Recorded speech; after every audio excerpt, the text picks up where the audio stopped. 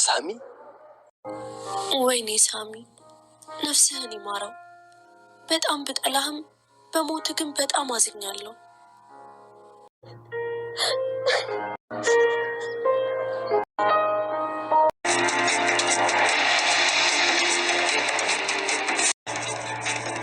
ሳሚ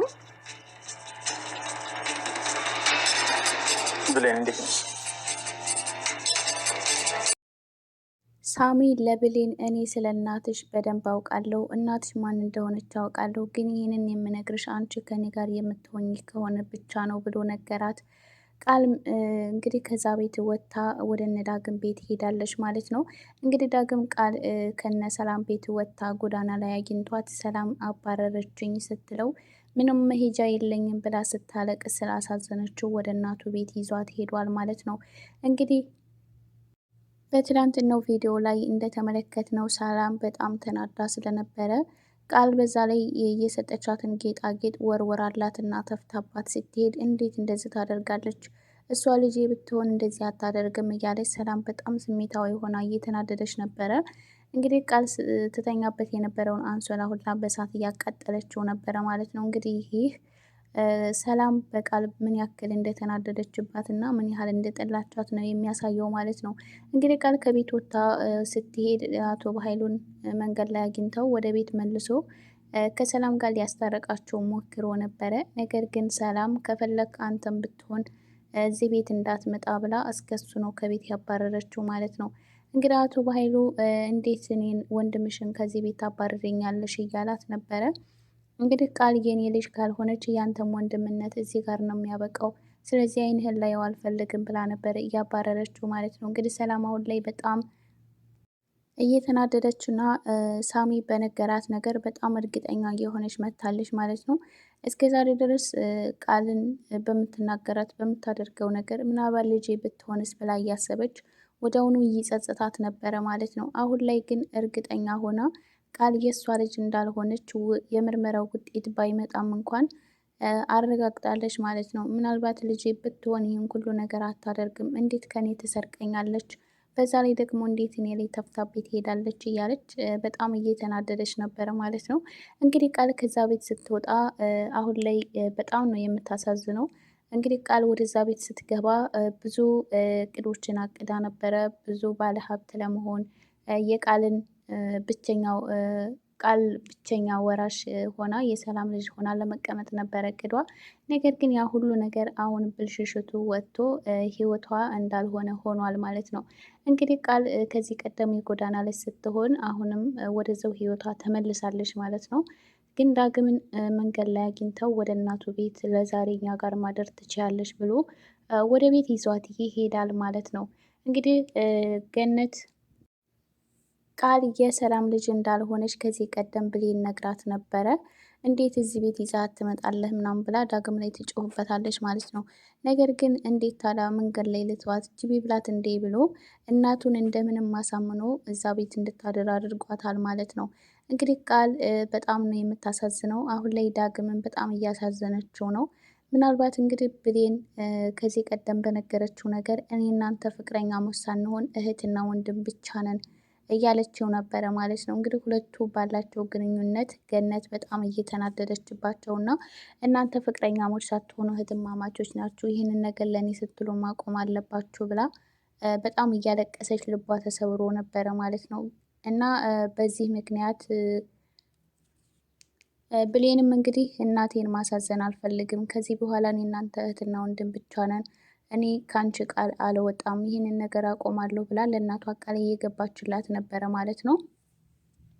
ዳግም ግን እንዴት የማታደርገውን ነገር ቃል ትገቢያለሽ? እኔ እና አንቺ እኮ በምንም አይነት አንገናኝም፣ እህትና ወንድም ልንሆን አንችልም፣ አንቺ የእናቴ ልጅ አይደለሽም እያላት ነበረ። እንግዲህ በንግግሩ በጣም ተናዳለች ብሌን። እንዴት እንደዚህ ትላለህ እያለችው ገነትም ከአንተም በላይ እሷን ነው የምወዳት፣ እሷ የስጋ ልጄ ናት እያለች ገነት እያለቀሰች ነበረ ማለት ነው። እንግዲህ ብሌን እዚህ ጋር ማቆም አለብን፣ ከዚህ በኋላ እኔን እርሳኝ እያለችው ነበረ።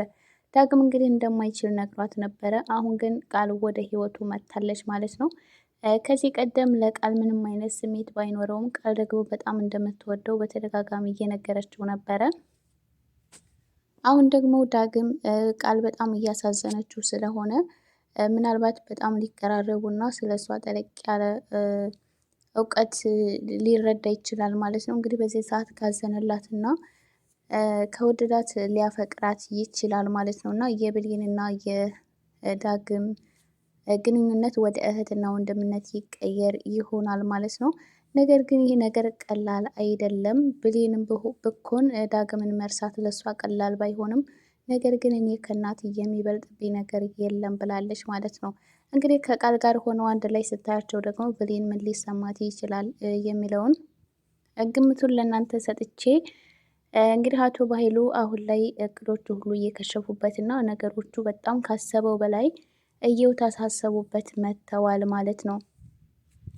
እንግዲህ ከዳግም ከዛ ቤት መባረሩ እና የእሱ ትልቅ ሚስጥርን የያዘ ፋይል እነ ወይዘሮ ገነት ቤት መሆኑ ለእሱ በጣም ትልቅ አደጋ ነው።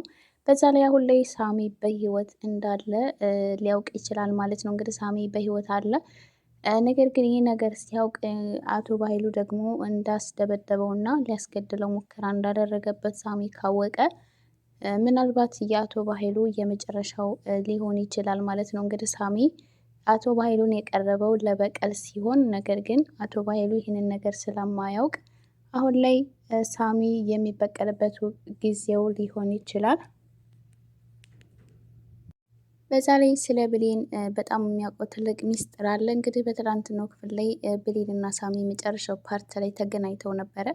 እንግዲህ በባለፈው ክፍል እንደተገናኙ ሳሚ እየተደበደበ እለት ስለ እናቷ ሊነግራት ነበረ። ብሌን ግን እንደሚወዳት ሲነግራት እንዴት እንደዚህ እኔ እናንተ እንኳን ፍቅረኛሞች ልንሆን ይቅርና በቅጡ እንኳን አውርተን አናውቅም እንዴት እንደዚህ ትላለህ ብላ በጥፊ መታው ይሄዳለች ማለት ነው። እንግዲህ ስለ እናትሽ እኮ ልነግርሽ ነበረ እያለ እያሰበ ነበረ ማለት ነው። እንግዲህ ብሌን ስለ እናቷ እንደሚያውቅ ይነግራታል ማለት ነው ሳሚ። እንግዲህ ብሌንም ሳሚ ስለ እናቷ ካወቀ እንዲነግራት ታደርገዋለች ማለት ነው። ግን ውሸቱን ሊሆን ይችላል ማለት ከዚህ ቀደም አንቺ የኔ ብቻ ነሽ እያለ ሲዝትባት ነበረ ማለት ነው።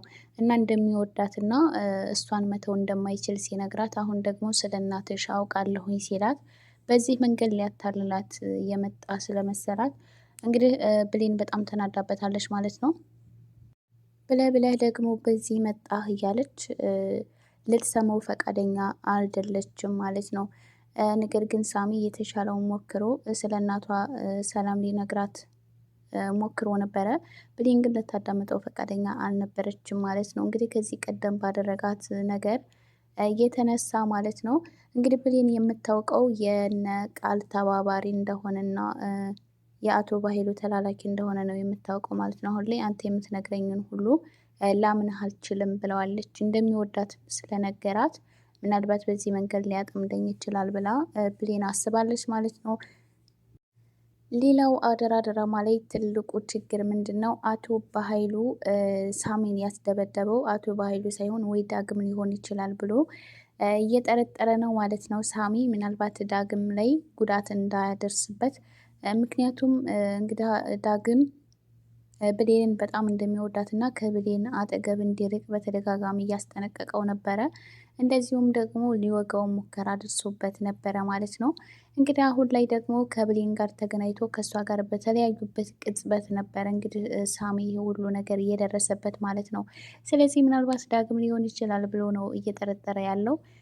ይህ ጥርጣሬው ደግሞ ዳግም ላይ ትልቅ ችግር እንዲያደርስበት ይችላል ማለት ነው። እንግዲህ በአሁኑ ሌላው ደስ የሚለው ነገር እንግዲህ አቶ ባሀይሉ ምንም አይነት ነገር አማራጭ የለውም።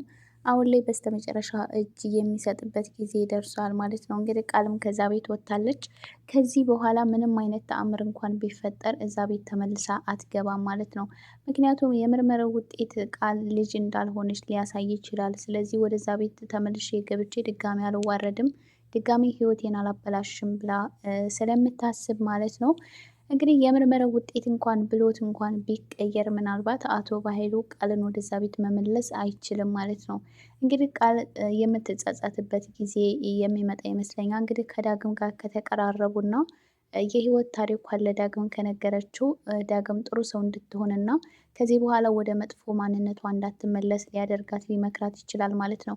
እንግዲህ እሷ ቃል ደግሞ ይህ ባህሪዋ ከተቀየረ ዳግምም ሊወዳት ስለሚችል ይህንን ነገር ድጋሚ ልታደርገው አትችልም። ምናልባትም ሁሉንም ነገር ለዳግም ተናግራ ደግሞ ሚስጥሩን ሊጋለጥ ልታደርገው ትችላለች ማለት ነው። እንግዲህ አቶ በኃይሉ አሁን ላይ እጅ የሚሰጥበት እና የመጨረሻ የሚዋረድበት ጊዜ ቀርቧል። ሰላምም ደግሞ ለአመታት ስትናፍቃት የነበረችውን ልጇን የምታገኝበት ጊዜ ነው። ብሌንም እንደዚሁ በእናቷ ናፍቆት በጣም ብዙ ጊዜ ስትሰቃይ ቆይታለች። አሁን ግን እናቷን የምታገኝበት ጊዜ እየደረሰ ይመስላል ማለት ነው። እንግዲህ ውድ የአደራ ድራማ ተከታታዮች ቃል ከዛ ቤት በመውጣቷና ሰላም በስተመጨረሻም ቢሆን እውነቱ ላይ መድረሷ ደስ ያላችሁ ይህን ቪዲዮ ላይክ እንደዚሁም ሰብስክራይብ በማድረግ ቤተሰብ ሆኖ በቀጣይ ቪዲዮ እስከምንገናኝ ሰላማችሁ ብዝት ይበልልኝ። ውድ ቤተሰቦቼ በጣም ወዳችኋለሁ፣ አከብራችኋለሁኝ። ሰላማችሁ ይብዛ።